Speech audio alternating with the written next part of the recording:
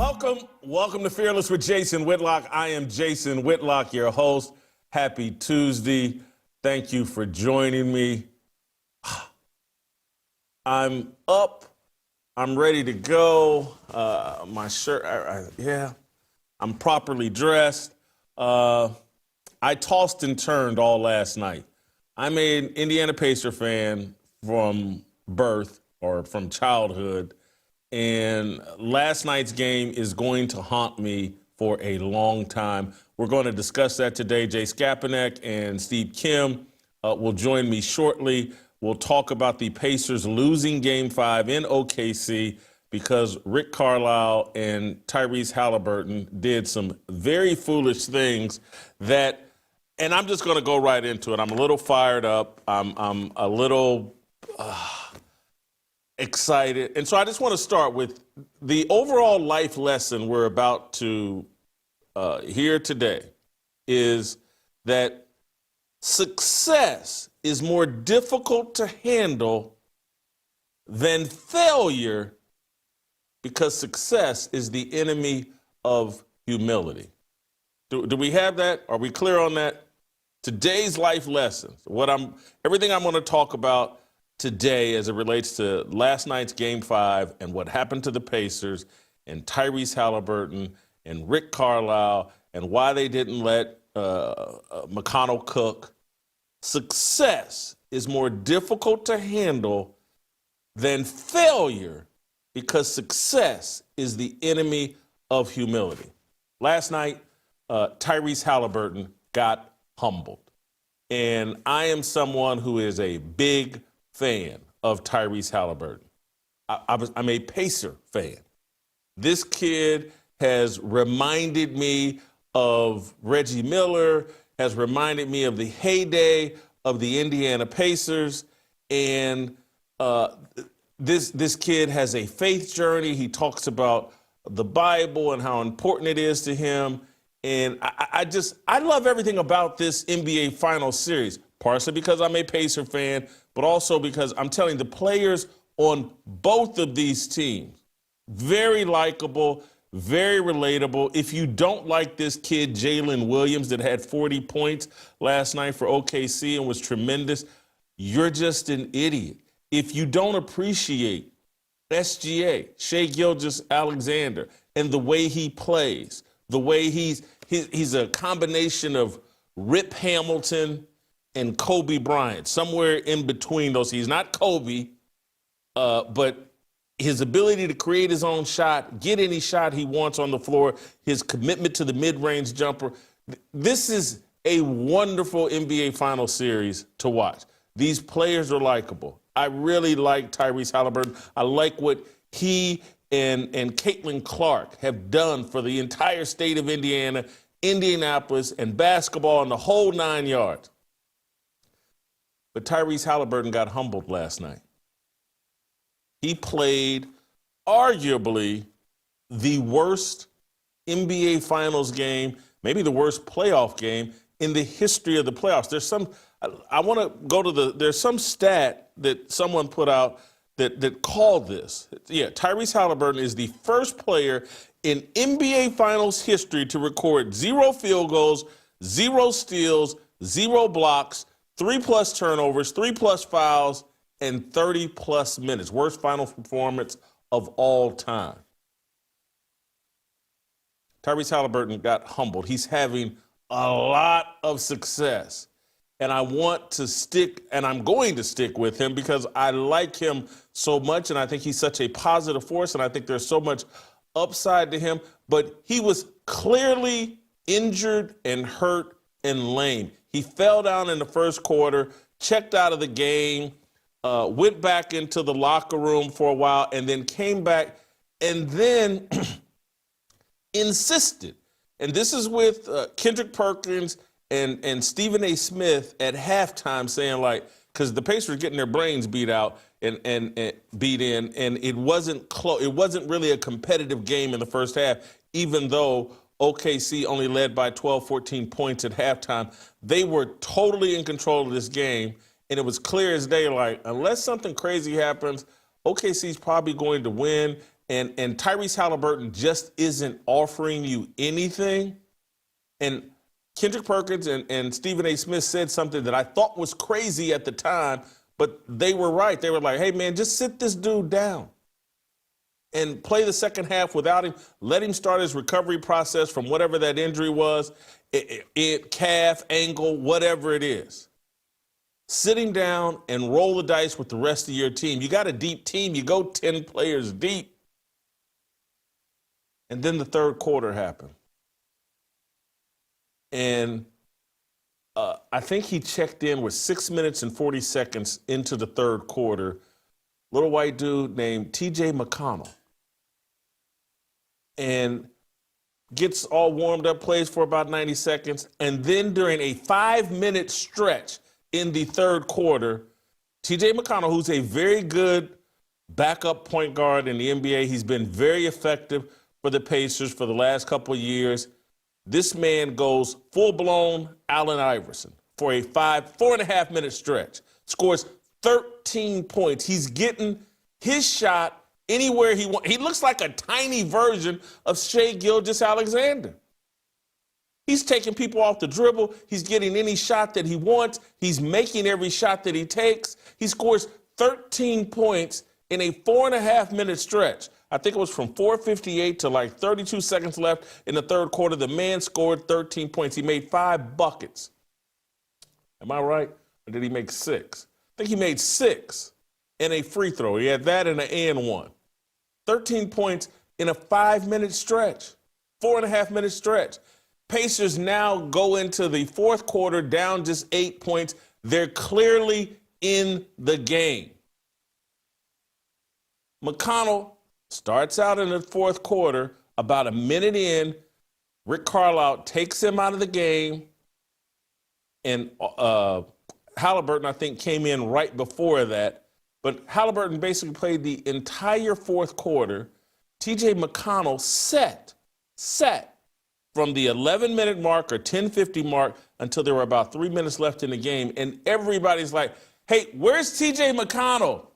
Put that little dude in that has 18 points total, just had a 4.5-minute stretch where he scored 13, and they don't put McConnell back in the game. It was insanity. And by the time they put McConnell back in the game, and it was clear as day, Tyrese Haliburton, completely ineffective. All he could do is stand around at the top of the key and pass the ball around. And then this Nimhard and these turnover machines. Mathurin, who scored 27 points, I believe, in game 3 or whatever. He's turned into a. All these guys are like bums, except for Obi Toppin,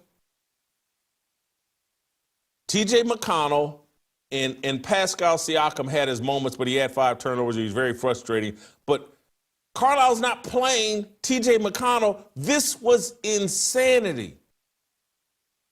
And then after the game, we heard the real explanation. I want to start with Rick Carlisle saying that Tyrese Haliburton insisted on playing in the second half. Play shot number 2. He's not 100%. It's pretty clear. But I don't think he's going to miss the next game. And, you know, we were concerned at halftime. And he insisted on playing. And I thought he made a lot of really good things happen in the second half. But he's not 100%, you know. And Tyrese Haliburton insisted on playing. Don't forget that. Now I want to play you Tyrese Haliburton. This is shot number 4, talking about he never thought about sitting out. The guy is wounded. He's ineffective. He can't beat anybody off the dribble. He can't. All he's doing is running around at the top of the key. He's completely ineffective. 0 field goals. He's been the star of the postseason with all these game-winning shots. He's elevated himself into the superstar conversation. He's answered his critics. He's in success mode, in a success mindset. And as I said, success is more difficult to handle than failure, because success is the enemy of humility.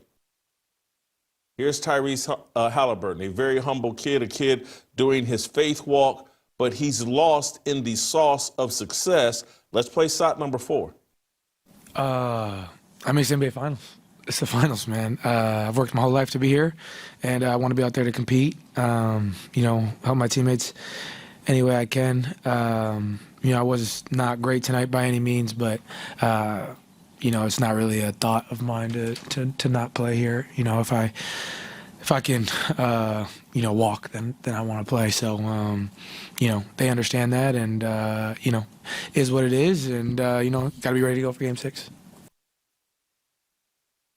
I'm telling you, I like Tyrese Haliburton. I love Tyrese Haliburton. He's a good kid. He's struggling in success. I've worked my whole life to be here. It's about him now. This is what happens in success. It's the enemy of humility. It's about this team. I'm hurt. I'm watching TJ McConnell go in fuego. I can't get to the basket. I can't make any shots. I'm completely ineffective. But if I can walk, I'm going to be out there because I've worked my whole life. It's no longer about the team. It's about Tyrese Haliburton. It's about his moment. It's about this postseason. It's about his feud with Stephen A. Smith. It's about his feud with NBA players who have called him and labeled him overrated. We've seen this before. Anybody remember, I believe it's the 2012 regular season, the 2013 postseason of the National Football League? There was a quarterback named Robert Griffin III of the Washington Redskins. He was coached by Mike Shanahan. They had a backup quarterback in Washington by the name of Kirk Cousins, who had shown that he was halfway effective. They get in this playoff game against Seattle. I believe they're winning at halftime, but it's clear as day RG3 has hurt his knee and he's a lame duck who would not come out of that game.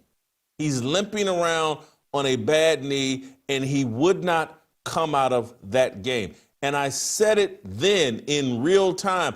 I was like, RG3, you're thinking about this is your Michael Jordan flu game. I'm playing hurt, and I'm out here, and he's thinking about Gatorade commercials and going down in history. And he's got leverage over Mike Shanahan, because he's the young, budding superstar quarterback, the rookie of the year, the next great quarterback. And he doesn't want to come out of the game because this is about RG3. And I'm not trying to beat up on RG3. I'm trying to warn Tyrese Haliburton about what can happen to a young person experiencing success and not understanding that success is the enemy of humility, and that humility is the actual source of success. Tyrese, learn a lesson from RG3. Rick Carlisle, learn a lesson from Mike Shanahan. Mike Shanahan let RG3's leverage over him. Playing in Washington, D.C., playing for the Washington Redskins, all this woke NFL coverage. If Mike Shanahan stands up to RG3, pulls him out of the game, and puts Kirk Cousins in the game, next thing you know, the media, who again, particularly during that time, this was at the beginning of the woke sports media era, where if you criticized a black quarterback, holy cow, you're a racist. And so Mike Shanahan left RG3 out there. And RG3 never was the same, never experienced that level of success ever again. And the Redskins lost the playoff game to the Seattle Seahawks. Success is more difficult to handle than failure. When you fail, you fall to your knees and you start asking God for answers, and you start praying for answers. You fall into humility. You start looking in the mirror. What am I doing? What can I do better? When you have success, most of us start looking at ourselves as we have all the answers. We're the most important thing, and this is about us. That's why you have to celebrate the athletes, that when they have success and they're interviewed in the post game, and the first thing they do is start talking about God, I got to thank my Savior, Lord Jesus Christ. That is them reminding themselves to be humble, that humility is the source of success. And you have to always remember, it's not about you. It's about something bigger than you. Tyrese Haliburton forgot that last night. Tyrese Haliburton is a great young basketball player and a great young man. He's just 25. Obviously, I have a bias. I'm from Indiana. I grew up a lifelong Pacer fan. I love what Tyrese Haliburton and Caitlin Clark are doing in Indianapolis. I'm rooting for Tyrese Haliburton in a major way. Tyrese, humble yourself. Get back in that word. Don't get lost in the sauce of success. It will undermine you. You're a very, very good basketball player. You got some weaknesses in the half-court offense. TJ McConnell doesn't have those weaknesses. He's got weaknesses because he's a little short. He's a liability on the defensive end and all that. But he can get to the hole and he can create his own shot and he can create for others. And he can do that better than you when you're on an injured leg and you've had your moments. You're potentially running the risk of undermining all that you've accomplished in these playoffs and having people remember this game. And perhaps the Pacers getting eliminated in Game 6, and people wondering, like, this man really came in the postseason, in the post-game press conference, and talked about, hey, I've worked hard. I'm going to be out there. Even if I can walk, I'm going to be out there. Again, no concern about team. Tyrese, that's not you. That's not what made you successful. Humility did. We're going to expand this conversation with Jay Skapinac and Steve Kim, because I want to talk about just where this ranks in bad coaching decisions. I want to talk about the Rick Carlisle angle of this. We'll do a little celebrating of OKC, and I understand they're the story, and I understand what Jalen Williams did scoring 40 points, but I was sitting there, just me personally, like, this is crazy. I haven't seen this kind of bad decision-making since Bill Belichick, perhaps, benched Malcolm Butler for the Super Bowl.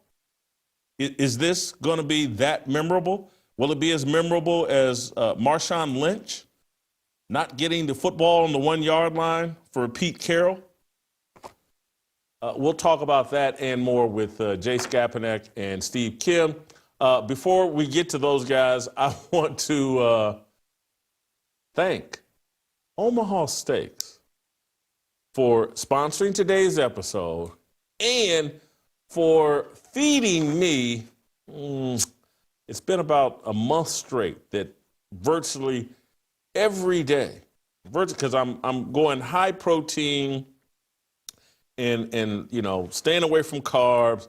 I'm eating a lot of chicken, steak, and their smash burgers. Omaha Steaks, thank you. My refrigerator, my freezer is full. I'm using you guys every day. Omaha Steaks, handcrafted steaks are awesome. I had the ribeye last night.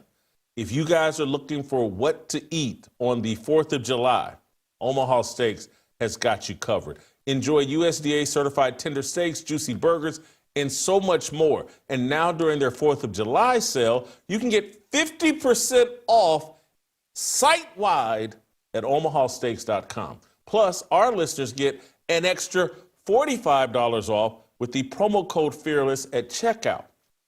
Every steak is perfectly aged to maximize tenderness and hand-cut by master butchers in America's heartland. 5 generations of uncompromising quality backed by an unconditional 100% money-back guarantee. Listen, I'm not exaggerating. I'm just going to keep it real. I overcooked that steak last night. It was still amazing. I like my steaks medium. I messed up, cooked it medium well. I was like, look at this steak. Phenomenal. I can't destroy Omaha Steaks. And I'm not a great cook. I'm a better eater than cook, clearly. But you can't mess up these Omaha Steaks. Visit Omaha Steaks, put an S at the end of steaks.com for 50% off site-wide during their 4th of July sale, and get an extra $45 off with the promo code FEARLESS at checkout. That's 50% off site-wide, an extra $45 off with the promo code FEARLESS at checkout. Make your 4th of July special. Make your home, make your dinner table special by visiting Omaha Steaks. Steve, Kim, Jay Skapinac, X.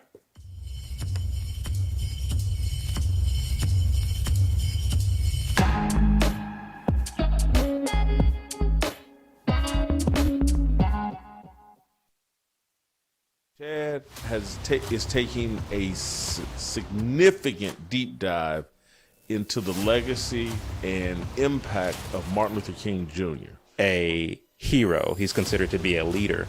He's considered to be almost like a deity. The reason why I think your documentary has a chance, if people just put on their thinking caps for a minute and just think about what we're seeing right now.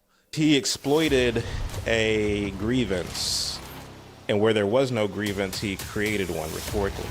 Martin Luther King, force for good or force for bad for black people and American culture? Force for bad. Total force for bad.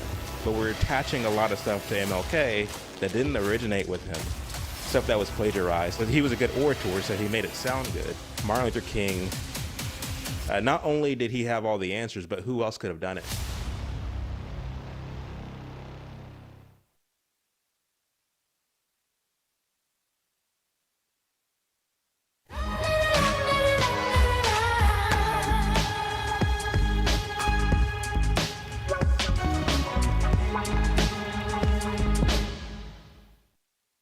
All right, welcome back. Steve, Kim, and Jay Skapinac are going to join me. You know what? Bring those guys up right now. Guys, I want to walk you through the 5 worst coaching decisions that I could come up with last night and today. And then I want you guys to just start me off. Am I making too much of Rick Carlisle? Is he a candidate to be in the top 5, top 10 of bad coaching decisions? Am I going too far? So let me start by dating myself. Not that I was alive in 1960, but I'm a historian. I know everything about sports. So in 1960, the New York Yankees versus the Pittsburgh Pirates in the World Series. Casey Stengel has a pitcher by the name of Whitey Ford, and he's great. He doesn't start him in game 1. Whitey Ford ends up pitching 2 games and winning both in shutouts in that series. But the Pirates won the series in 7 games. Bill Mazeroski hit a historic and infamous home run. Casey Stengel, the old professor, not starting Whitey Ford in 1960. In 2003, you guys probably remember this, Grady Little left Pedro Martinez out there in 2003 after the guy had thrown 100 pitches. The Yankees end up scoring late, I think 3 runs late, and take it into extra innings, win in 11 innings in 2003. This is something Bill Simmons will never forget. Here's something Marcellus Wiley will never forget. In 1999, Buffalo Bills head coach Wade Phillips decided to start Rob Johnson over Doug Flutie, despite Doug Flutie starting 15 of the 16 regular season games. In a meaningless game at the end of the season, Rob Johnson's played, had a great game, and the next thing you know, Wade Phillips replaces Flutie as the starting quarterback. Tennessee loses in the playoffs in the Music City Miracle to the Tennessee Titans. I've already mentioned in 2014, Pete Carroll not giving the ball to Marshawn Lynch. And, of course, I've mentioned Bill Belichick benching Malcolm Butler. Steve, I'll start with you first because you're a historian like myself. Is Rick Carlisle a candidate to join the all-time great bad coaching decisions? I think this is being overblown by you. I think you're letting your Pacer fanhood cloud judgment here. Look, that's a tough decision because if your best player decides, well, I'm a little sore, I can't go, well, they're going to take heat and everyone's going to question, why isn't your best player out there? We talk a lot about toughing it out. Jason, your examples are very good. I could add some other ones that I think far exceed what happened last night, right off the top of my head. Let's go back. Boston Red Sox. I'm going to further torture the Bill Simmons nation. Game 6 of the 86 World Series. Late game. Looks like the Red Sox are about to win the World Series, break the curse of the Bambino. The whole year, John McNamara kept taking out Bill Buckner at first base. He was hobbled, and they put in a very good defensive first baseman by the name of Dave Stapleton. All I have to say is 2 words. Mookie Wilson. Okay, so that's one. That's self-explanatory. I'm going to get a little historical on you because I actually did some research on this because I had to interview Jim Lampley a while back. If you go back to the Miracle on Ice, what was the big decisive move made by Tikkanen, their head coach? Took out the greatest goaltender in hockey history, Tretiak, after he gave up this late soft goal. And both players from both sides said, oh, my God. You opened the door for the U.S. And to this day, this guy still takes heat. Now, give you one more, and this hits close to home. I hate to do this, but this is how honest and fearless we are. Jimmy Johnson in the 87 Fiesta Bowl kept allowing Vinny Testaverde to throw the ball. The problem was he kept throwing the ball to Penn State. Now, Jimmy has actually admitted after the scooter accident Vinny Testaverde had, it impacted his preparation for that bowl game. If they would have started Gino Toretta's brother, who was the backup, Jeff Toretta, and they just hand the ball off to Alonzo Highsmith or Mel Bratton, they win that game by 17 points. But instead, Vinny Testaverde kept finding Shane Conlon, who unfortunately played for Penn State. I think those 3 blunders are bigger than anything that happened last night. I remember Shane Conlon in that game well. Scap, am I making too much of Rick Carlisle's blunder here? Do you agree with Steve? Well, Jason, it's an honor as always to be on with you, but a pleasure to be on with Steve for the first time. And unfortunately for you, Jason, I have to agree with Steve on this. I think you're making too big of an issue here with the decision by Carlisle last night, and here's why. And this is why I don't believe that decision belongs with other all-time blunderous decisions by head coaches. I think probably your best one is the foregoing Marshawn Lynch on that goal to go situation in the Super Bowl, because that, Jason, would have directly resulted in a championship win. I think I would also add on, like Steve, I want to just add a couple. I'll add 2 real quick here. Dan Quinn's coaching decisions in the 2017 Super Bowl when they were up 28-3 on the Patriots, when they just refused to run the clock. I mean, ultimately, they could have just taken knees throughout portions of the fourth quarter and still won that Super Bowl. That directly cost them a championship. And then if you want to go to the NBA Finals and boneheaded decisions, I'm going right to the 2013 Finals, Game 6, NBA Finals, Miami Heat, San Antonio Spurs. Spurs up 3-2 in that series, up 5 with like 20 seconds to go in Game 6. The Spurs do a myriad of things down the stretch to cost them the game, but most prominently, LeBron James jacks up and misses what should have been the game-losing, series-losing three-point shot. But Greg Popovich had pulled Tim Duncan, put in Boris Diaw. There were no rebounders underneath. Chris Bosh snares the offensive rebound, kicks it out to Ray Allen, who hits the game tire, and then, of course, Miami wins that championship. Those games and those decisions, Jason, directly cost championships. You're inferring a lot here that if Haliburton is sat for the whole fourth quarter, that under TJ McConnell's stewardship, they would have then went on to win this, not only win this game in the last 8 minutes, but then they would have won one of the last 2 games to win the NBA championship. There's a lot of ifs and things that have to happen still for them to win a championship, even if they bench Haliburton, where in some of these other situations, it directly and undoubtedly cost them a championship. Both of you are wrong. What? I hear you. You've made great arguments. You've said things that are interesting and brought up great reference points. But you're telling me a coach that is sitting there watching that game, watching T.J. McConnell do what no one else on the Pacers had done through 3.5 quarters, go out and create their own shot and knock down those shots consistently in a 4.5-minute stretch. You got a 4.5-minute clip of like, oh, this is our guy tonight. This is the guy, this is what's been killing us. We don't have enough shot creators. We can move the ball around. We can get offensive rebounds. Pascal Siakam can occasionally create his own shot, but he's a turnover machine because he's a little bit outside of his element. The one element the Pacers have needed for 2 years is a shot creator, and there's a little white dude that's been doing it for 2 years, but because he's a midget and because he's not as good overall as Tyrese Haliburton, we're not going to him. But I want to show you this little clip because this isn't just about Haliburton. And this when you have this kind of evidence that like, oh, he's the solution tonight. It's in your face. That guy's the solution. Let's even take Marshawn Lynch, which I disagree with you as like that's the greatest example. He hadn't been good in short yardage situations all year. The statistics and the proof document, there was no guarantee they were going to score that touchdown if they gave it to Marshawn Lynch, but I'm not going to argue that detail. But here's Nembhard, because it wasn't just Haliburton that was a hot mess.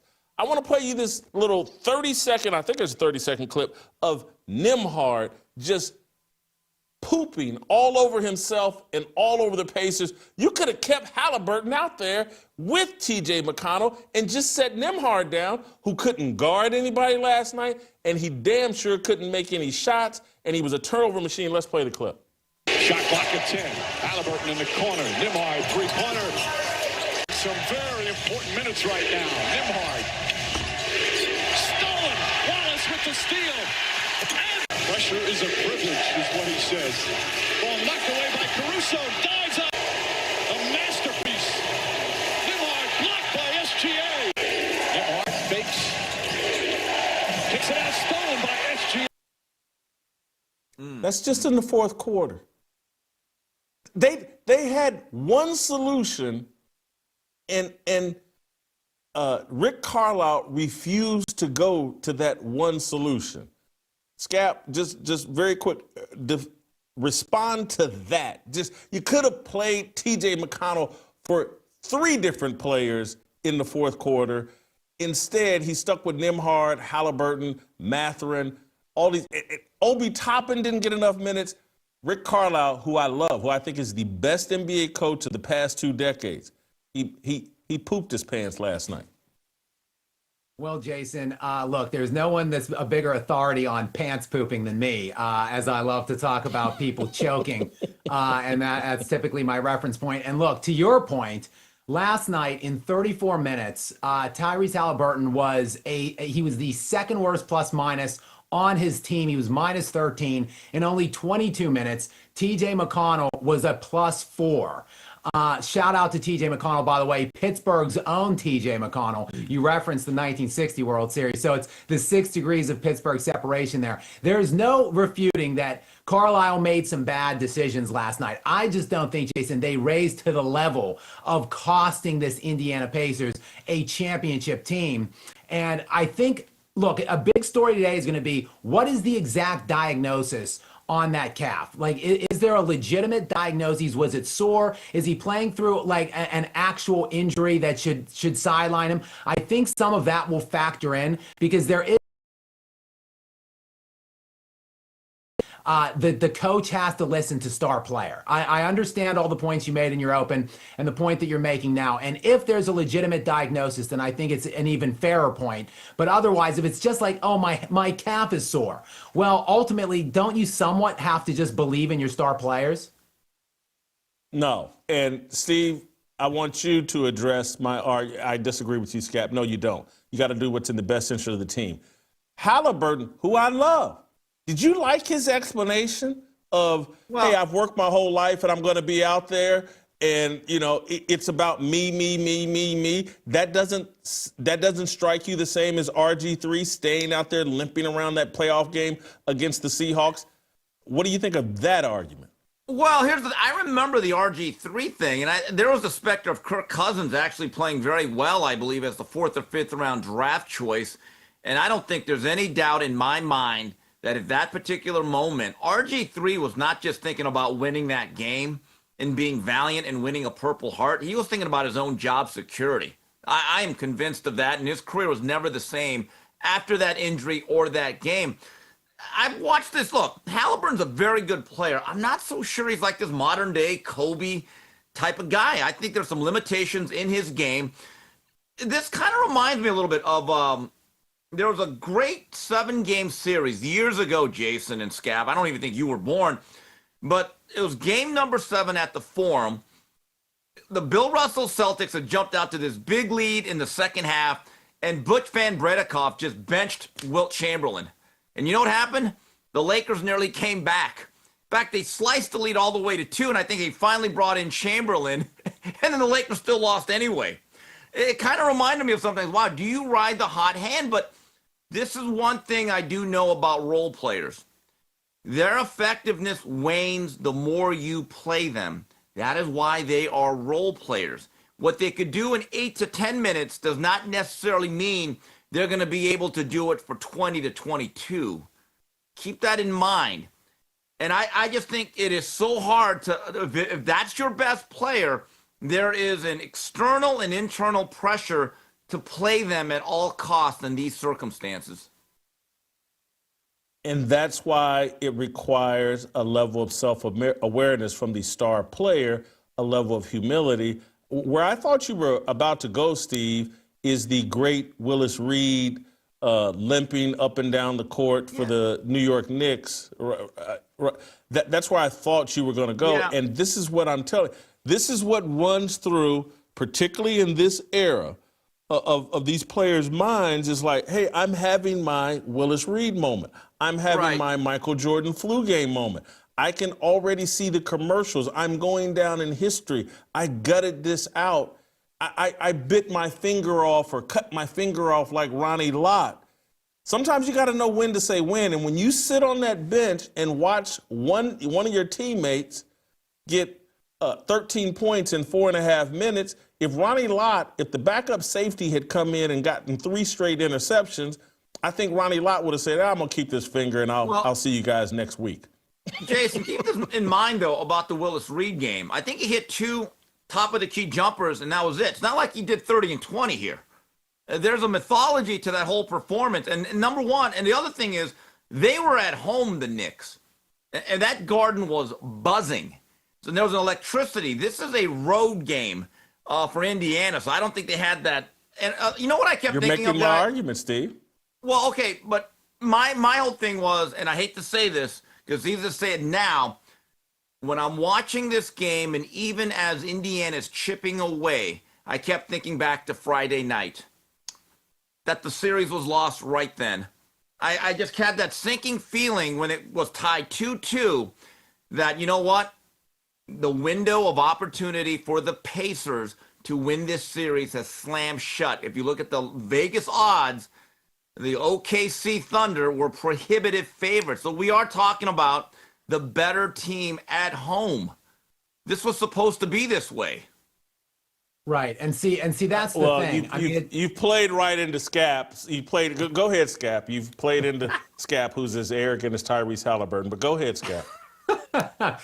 See, this is my point, and this is why I think you're just putting too much of the onus on Carlisle, too much blame on Haliburton. It's because they are playing a foe, which to me is unbeatable. Like the Pacers have dressed it up. They've made it look good, just like the Denver Nuggets made it look good in the semifinals when they took them 7. But ultimately, when you really get down to it, at the crux is Oklahoma City is just better than everybody. Like, sure, I mean, yes, Haliburton was terrible in the fourth quarter, but Jason, I would present this to you as well. Haliburton hasn't really been good in any of these games in this series. He's basically been mediocre for the first 3 quarters. Then he's been great in the last quarter, like 2 or 3 times. So maybe Carlisle, just maybe, is trying to find magic in a bottle one more time and hope Haliburton can try to find some magical performance in the fourth quarter for yet another moment of this series. Because going into last night's game, Jason, he was averaging 17 points and 7 assists for the series.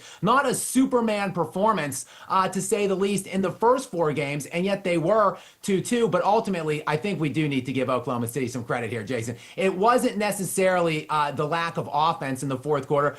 The Thunder scored 33 in the fourth. I mean, the Pacers still scored 30 in the fourth. Ultimately, you have to stop the other team in the Oklahoma City Thunder, and there were 2 guys last night, Jason, that combined for 71 points, in SGA scoring 31, and Jalen Williams with a 40-piece. That, to me, is more of the story, coupled with 22 Pacers turnovers. Again, they managed to win 1 game with 20-plus turnovers in this series.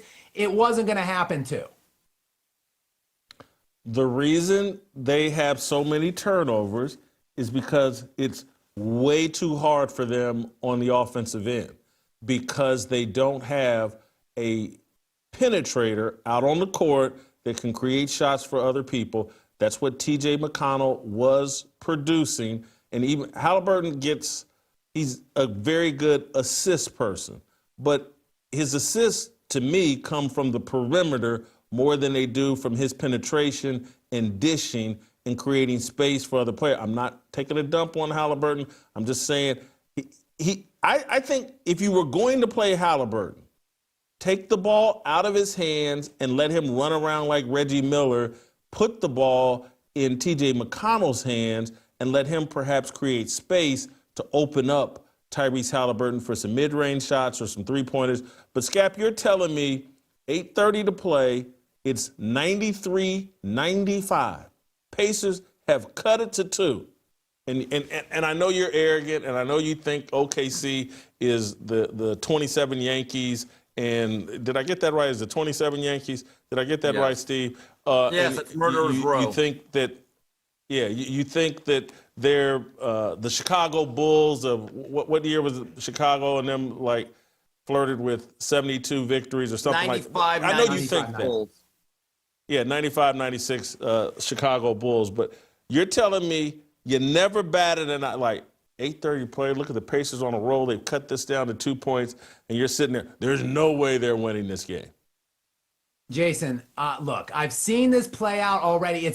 I think the Thunder are great. I'm not a fan of the Thunder. I'm just calling what I've seen all year long. And look, in the Denver series, it was the same, Jason. They were there all the way along. They won. Every game has been the same amount that they've won. Like the Nuggets were up 1-0. They were up 2-1.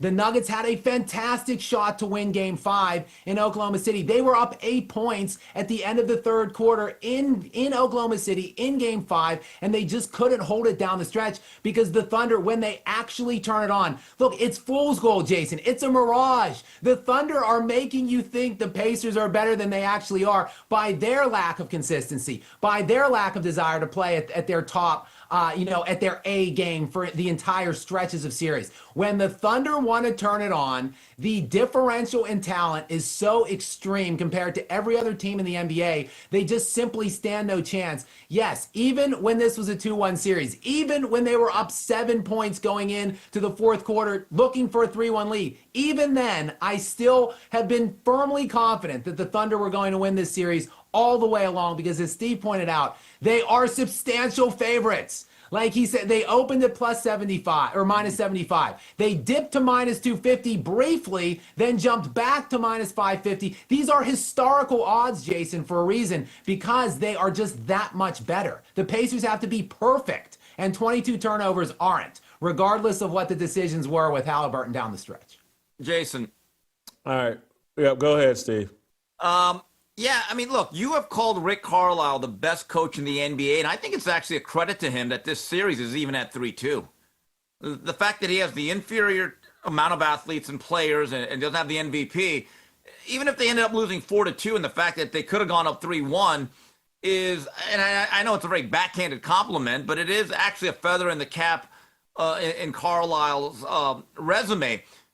I want to make a couple points. Again, and we're talking about where does this rank among blunders? To Scap's point, when you talk about that 28-3 Super Bowl, I'll never forget, late in that game, the Patriots had really shaved off the lead, and Julio Jones makes this miraculous, incredible catch on the sideline, puts the Falcons in field goal range with a few minutes to go. And I remember thinking, literally all they have to do is take 3 knees or 3 quarterback sneaks, run the clock, kick a field goal, you're up by 11.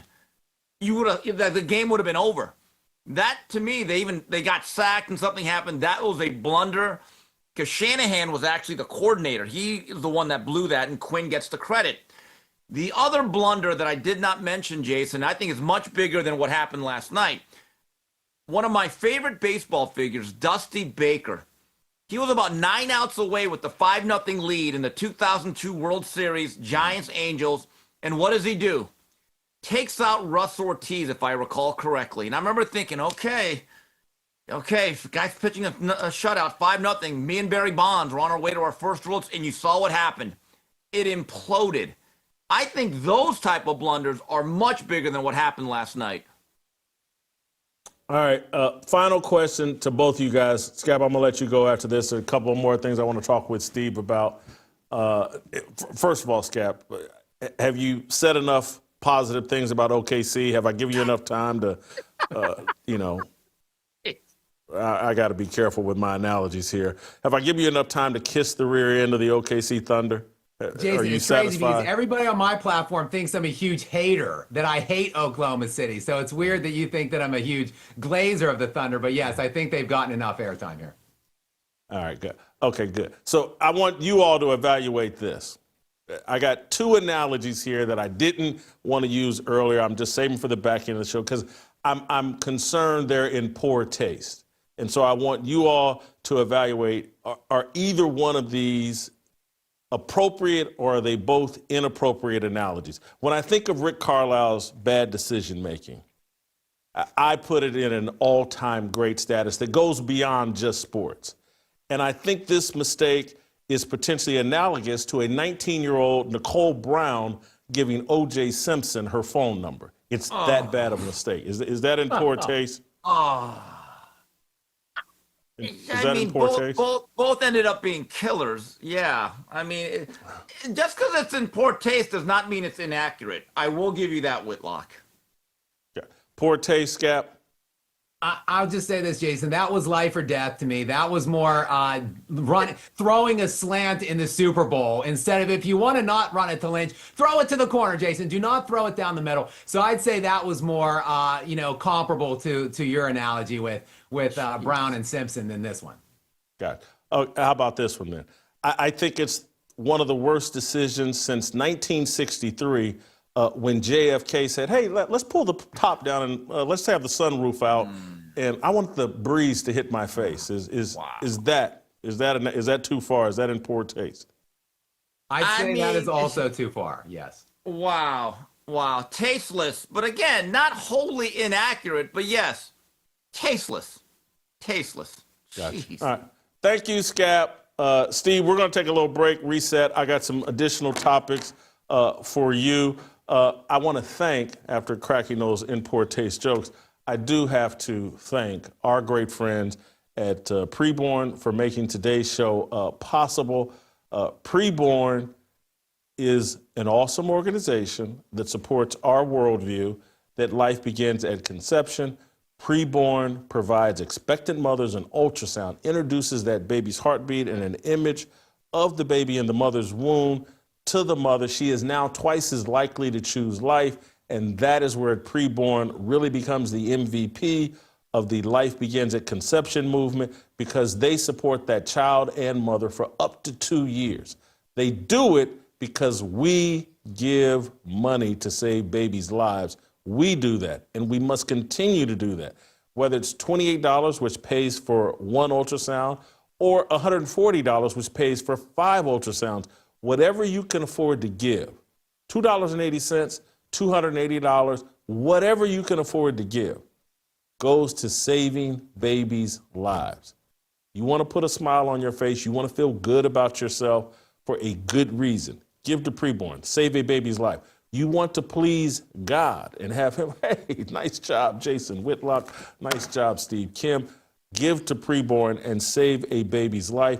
2 ways to give. Pound 250, say the word baby. Pound 250, keyword baby. Or give the way that I prefer to give, preborn.com/fearless. That's preborn.com/fearless. We'll take a short break, come back with Steve Kim, and get into Angel Reese has trademarked MeBounds. You buying this? Is she confident? Is this a good business decision? Or is this just her fronting? We'll talk about that and more with Steve Kim next.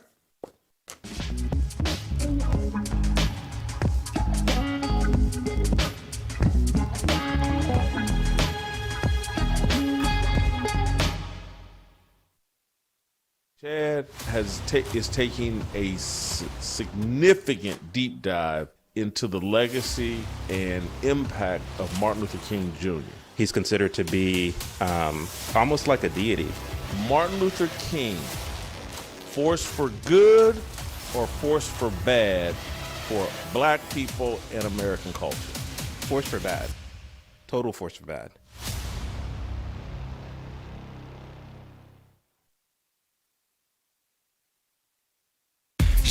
모두 다 빨리 박수 쳐 기다리지 말고 서둘러 Reason that I'm back is to feed you raps I see that you are 배불러 So fly All right, welcome back, Steve Kim. Steve, Angel Reese, according to all reports, has trademarked MeBounds. She's following up on her video, her Britney Spears-like video where she's talking about her trollers, calling her MeBounds or blah, blah, blah. She's trademarked the deal. Is this a sign of confidence or a sign of insecurity from Angel Reese? I believe it's a sign of some intelligence. I like this move. I think it's funny. It's always good to be able to poke a little bit of fun at yourself. Jason, you know what this reminds me of? Going all the way back to the 80s, the greatest time of our lives. You remember a guy by the name of Brian Bosworth, the iconic linebacker from Oklahoma, 2-time Butkus Award winner, came in the supplemental draft, got dragged to Seattle against his will, but he ended up signing. So before his first pro game at Mile High Stadium, he starts a war of words, which was one-sided, just trashing John Elway, called him Mr. Ed, was making fun of his teeth, and all of Denver wanted to kill him. I mean, there was like a bounty out on the Boz. And that game, it was a Sunday afternoon game. I'll never forget watching highlights of it. The printed up T-shirts that sold like hotcakes called No Bozo. And they had like a caricature of Bosworth with the Buster thing. And these were the hottest T-shirts. It turns out it was Bosworth's company. Made a killing off of them. Yeah, so there was a sign of genius there. I will give Angel Reese credit, but now that people know that she owns the trademark, I don't think anyone's going to buy the T-shirt now. I do think people will buy it, because they think they're trolling Caitlin Clark. There is this group of fans, both black and white, black people trying to be rebellious and white people trying to prove, I'm not racist. I like Angel Reese. I hate Caitlin Clark. I actually think there is a market for the MeBounds deal. It'll probably be halfway successful. And I'm kind of right in the middle on whether I think it's insecurity or self-confidence. And the only reason I'm right in the middle is because I've seen Angel Reese start adjusting her style of play. And I think it's good for her to embrace the brand and the mentality of like, hey, you know what? Rebounds are going to define me as a WNBA player, and I'm perfectly good with that. And if she can lean more into that identity, and I'm going to be a facilitator, and I'm going to do whatever helps my team win. And it's not going to be being some great offensive player. It's going to be rebounds, defense, facilitating, and scoring when appropriate. I think that's a formula that will work for Angel Reese. And this is what, there's a lot of criticism on this show of Angel Reese, but this is what I respect about her. She is a competitor and she is an adapter. And as we talked about yesterday, she's getting forced to adapt because there's so much criticism, and this is why I think criticism is healthy. But I see it as a sign of her accepting a more authentic identity that, like, hey, Caitlin Clark and some of these other players are going to be offensive people. I'm going to be the rebound person. And when I think of that video of her saying, all the MeBounds, they're mine, I think that's actually healthy. Well, now, wait a minute, Jason. You being the resident WNBA aficionado, not only of this show, maybe of America, I have a question. In America, yeah. We know she gets rebounds, but the MeBounds are specifically about her getting her own misses, getting another miss, getting that one, and then leaving teammates out there going, hey, we're kind of open here. Has she actually adjusted to a point where she'll get a rebound and do the Rodman and kick it back out? Yes. Is she doing any of that anymore? Yes. Oh, really? She had, in the last 2 games, but in the last game in particular, she has completely adjusted. Now, what's going to happen, though, is because a lot of she had 11 assists in her last game. A lot of those came because when she goes to the hole, the scouting report says, rush her, double team her. She's going to throw up some horrible shot and miss. Well, last game she went to the hole and she dished consistently and got her teammates easy shots. The defense is going to adjust and they're going to stick with, they're not going to encircle, they're not going to blitz, they're not going to double team her.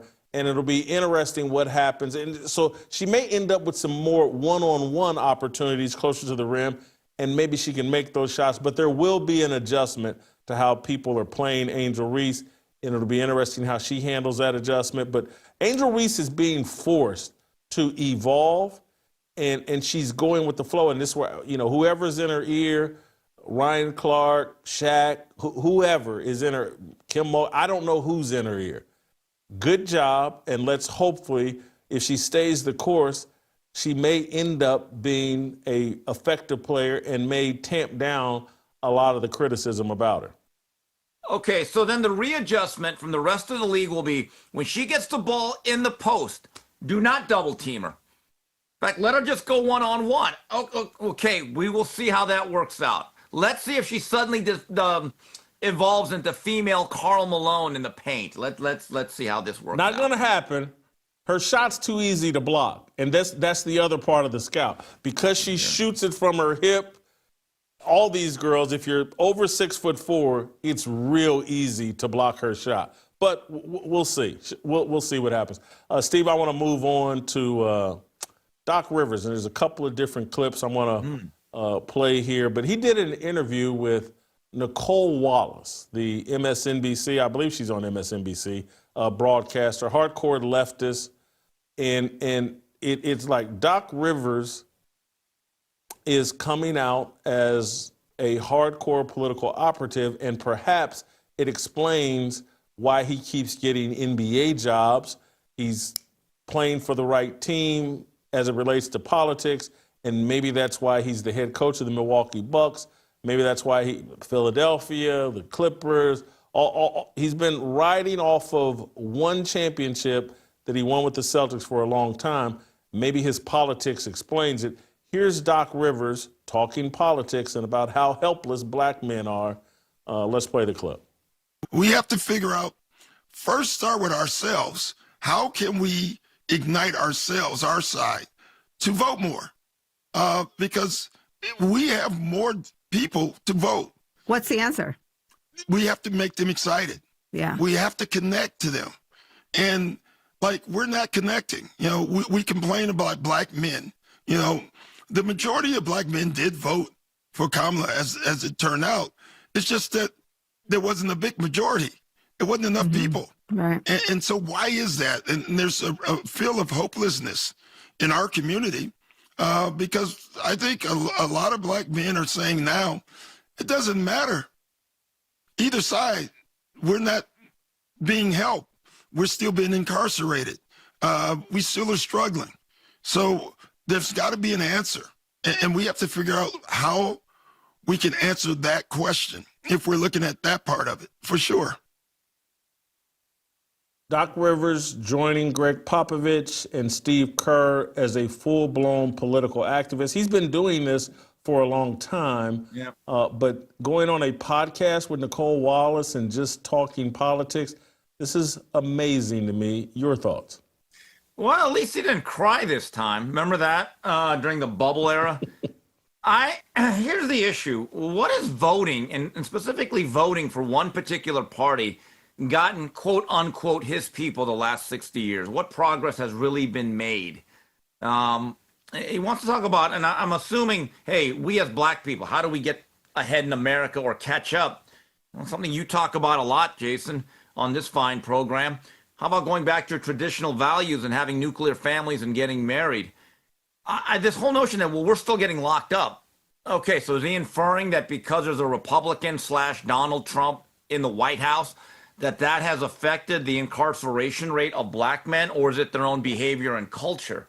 See, these discussions are incredibly dishonest here. They really are. I saw something and I sent to you, and I think maybe you and Shamika might talk about it, this K. Michelle crying to Cam Newton about, well, I live in Nashville and all the white folks go home to families and we don't. Well, hey, miss, you guys can do something about that. Okay? It has nothing to do with the president, has nothing to do with charge. I don't think it has anything to do with politics. It's old. And yeah, when I hear this from Doc, I think he should be sued for malpractice. And quite frankly, I'm fatigued.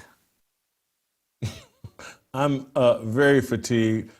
Here's Doc Rivers on asking Cory Booker, and this is an odd question. Why can't we fall in line like MAGA?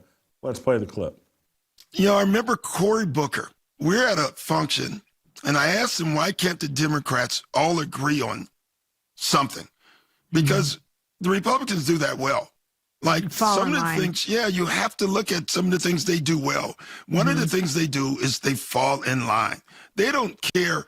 You know, if you listen to some of the things some of these guys said about Trump, and then when you hear them speak now, all they do is praise. They're falling in line. Yeah. But he said something interesting. He said, we have so many different groups on our side. We don't just have the white male. We have everybody. And to get everyone to agree on one thing is very difficult. But we're going to have to start doing that if we want change. We have to fall in line with groupthink. We have to not go with our particular values. We have to just fall in line. It's so poorly timed, particularly, and I'm going to talk about this on the Harmony channel. Right now, the feud going on within MAGA, within the Republican Party, over Israel and Iran and entering the war, they're just making this stuff up. And again, Doc's a basketball coach. I just don't get why he's getting passed off as a political expert, other than they're trying to do a brainwash of black men with these sports figures, Doc, Stephen A. Smith, LeBron James. But MAGA's just not falling in the line. They're actually, and the Republican Party, they're actually at war with each other. Yeah, MAGA, like any other group, whether it's political, racial, ethnic, or culturally, is not a monolith. There's actually many sects within the same, under the same umbrella. This is where I think Doc is incredibly tone deaf. If you actually look, if you talk about Democratic leadership, they are the ones fighting for the illegal aliens. They are the ones on the opposite side of the immigration issue. That who is the first group of people that are affected and impacted negatively by illegal immigrants in terms of jobs and resources? Blacks. So I would like to ask Doc Rivers, Doc, where do you stand on that issue? Because if you look at what is going on in certain cities, especially the ones that have that term sanctuary, guess who is getting displaced first and foremost? It is not Republicans. It's not even really specifically Democrats. It is black. It is black Americans. So this is where, again, I think a guy like Doc Rivers, I get it, you have a platform, and I will respectfully disagree and ignore it. Do you think it's fair to argue that Doc Rivers' extended life expectancy as a NBA head coach is directly tied to his politics and his willingness to go out here? And I'll tell you why. 2 words, and it is an exact contrast to his situation. 2 words, Mark Jackson. I'll just leave it at that. Well, you don't have to. I'm glad you said it. I'm going to add a little bit more to it. Mark Jackson lost 2 jobs that he was very effective at. The Golden State Warriors head coaching job, and that's because his religious views and values ran contrary to the Bay Area and that ownership group. And then he loses, and hey, Steve Kerr comes in, replacing him, leads him to championships. Hats off to Golden State, hats off to Steve Kerr. But now he's lost his job as the NBA lead broadcaster, he and Jeff Van Gundy, for ESPN. And he has not been replaced by Steve Kerr or someone who is elevated. Richard Jefferson and Doris Burke have been a far cry from what Mark Jackson and Van Gundy were. But Mark Jackson, I'm sitting here shocked he can't get another super high-profile broadcasting job or a second chance as an NBA head coach, and it's directly tied to, and again, I don't know who Mark Jackson votes for, Republicans or Democrats. I do know that he centers his Christian values, and that's made him unhireable. I think you've nailed it, that Doc Rivers knows, and look, they came out with something a year or 2 ago that maybe indicates Doc kind of likes transgender men, and that I think has, seriously, that has given him, he may get another head coaching job when the Milwaukee Bucks are done with him. He may have a lifetime contract with the NBA because of what he supports politically and sexually. I do remember that. I remember everyone asking, "What's up, Doc?" Yeah, he truly is inclusive. I mean, it's amazing. I'm looking at look, I'm not an NBA insider. I'm not Asian Peter Vesey here, but it's literally, it's like the New York Knicks are literally asking everyone permission to interview for their vacancy, from Red Holtzman to Pat Riley. They might even ask Isaiah Thomas again. No mention of Mark Action Jackson, who had a really good beginning of his career with the Knicks. I think he won the Rookie of the Year in 88, 89. Here's a guy that's had a track record. He's not even mentioned. I just find that odd.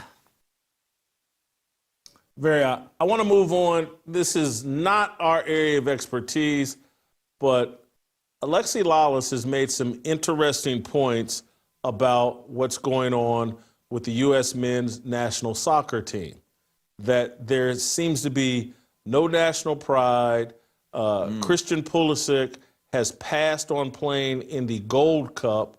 I found these comments interesting because we are living in an era where if you show some national pride, some American pride, if you're seen as a nationalist, that is a negative because you're seen as a Trump supporter. And so it's undermined taking pride in America and playing for American national teams.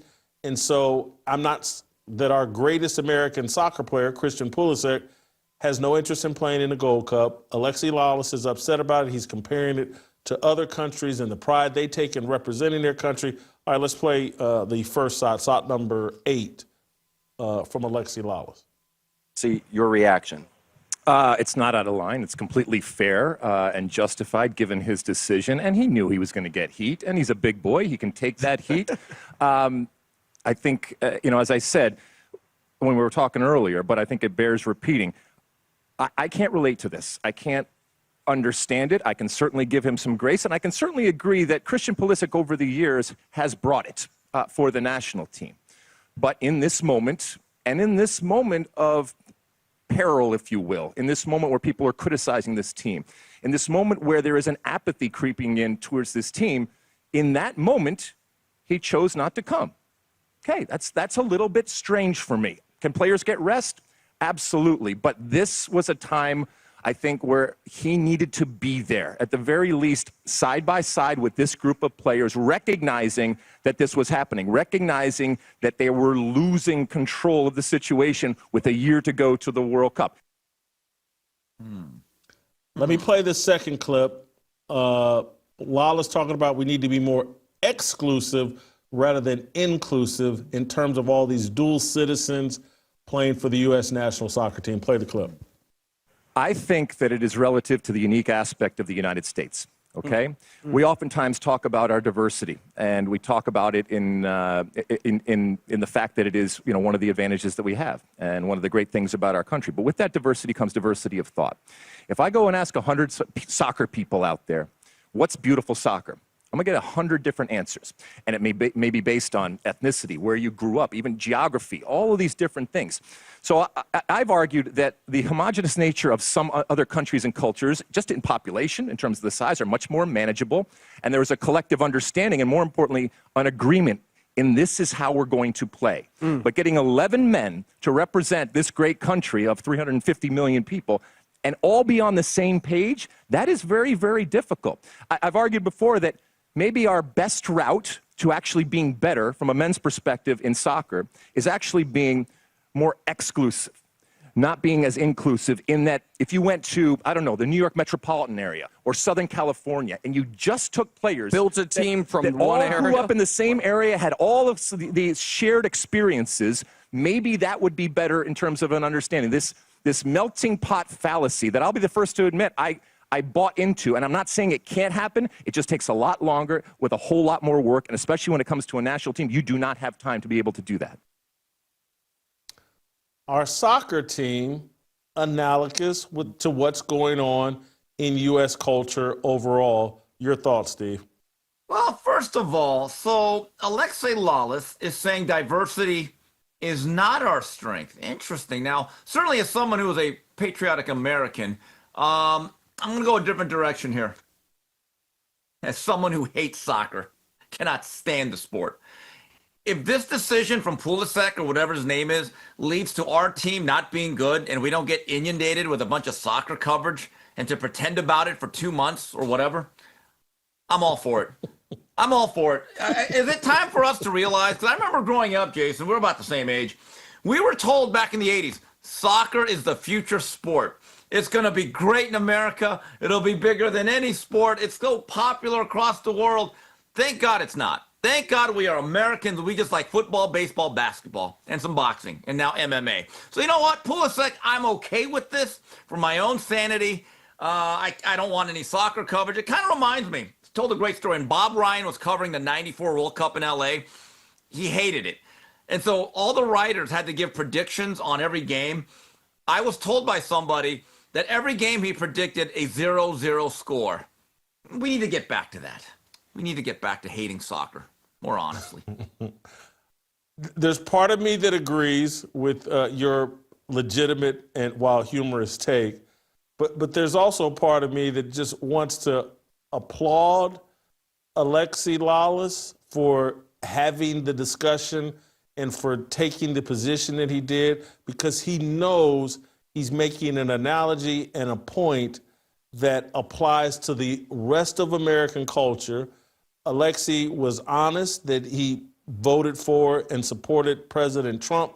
He's one of the few broadcasters, national broadcasters, that isn't afraid of being labeled a Trump supporter, because I think that's what a lot of this anti-nationalism sentiment is you have to hate Trump to be in good standing within mainstream corporate America. And Alexi's taking the real risk of like, well, I'm going to risk being in good standing. I'm going to say what I actually think. Well, Jason, to get serious on it a little bit, if you look at the women's national team, which has had more popularity for whatever reason, think about it. Their most notable player, I don't know if it's the best, was that purple-haired person, Rapinoe, who was anti-American. And that seemed to play well, at least politically, back a few years ago.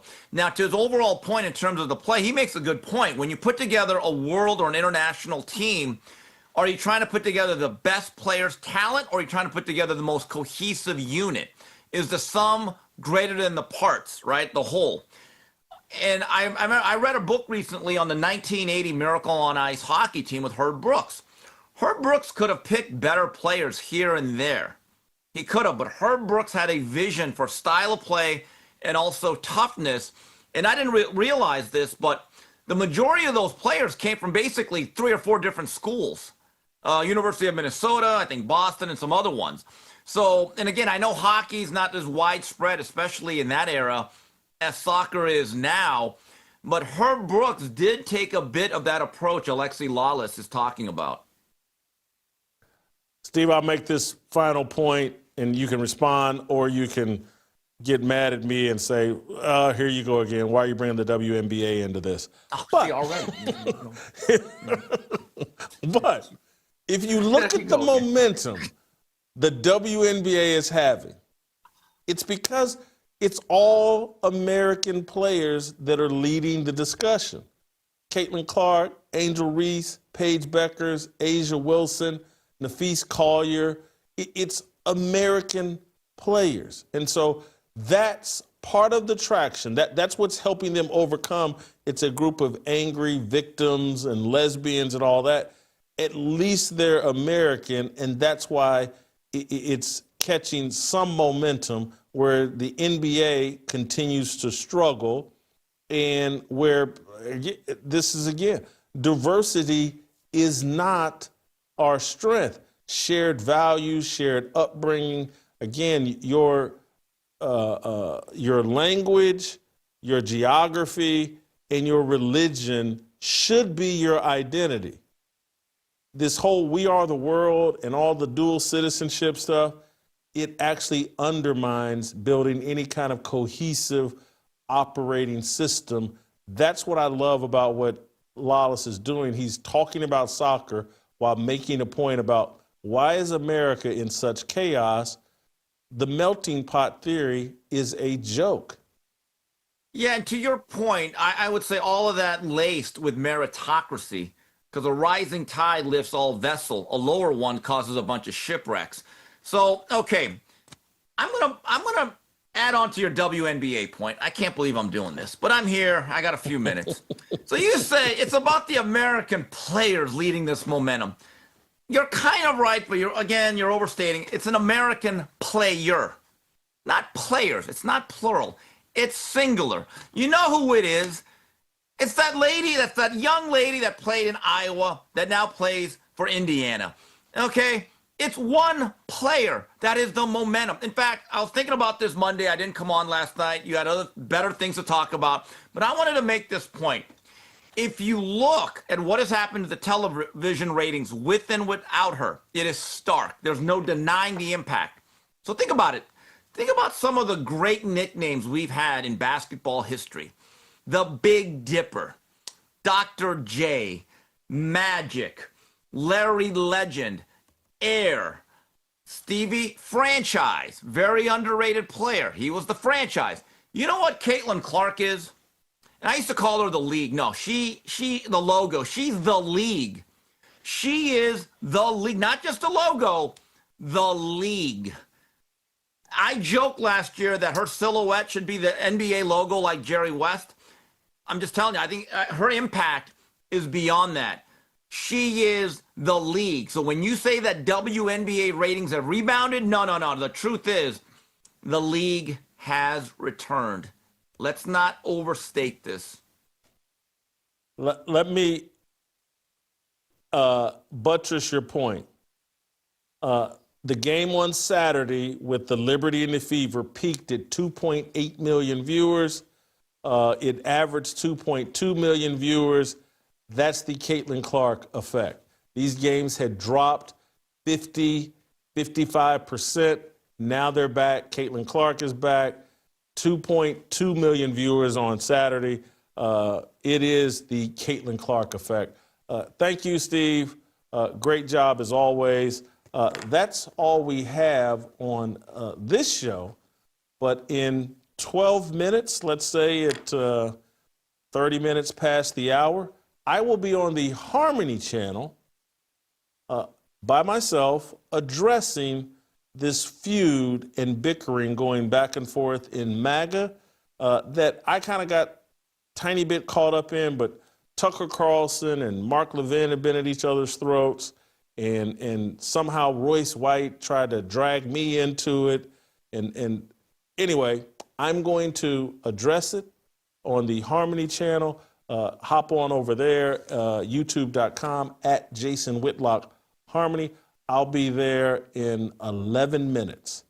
All right, we'll play tomorrow, and we'll see you tomorrow.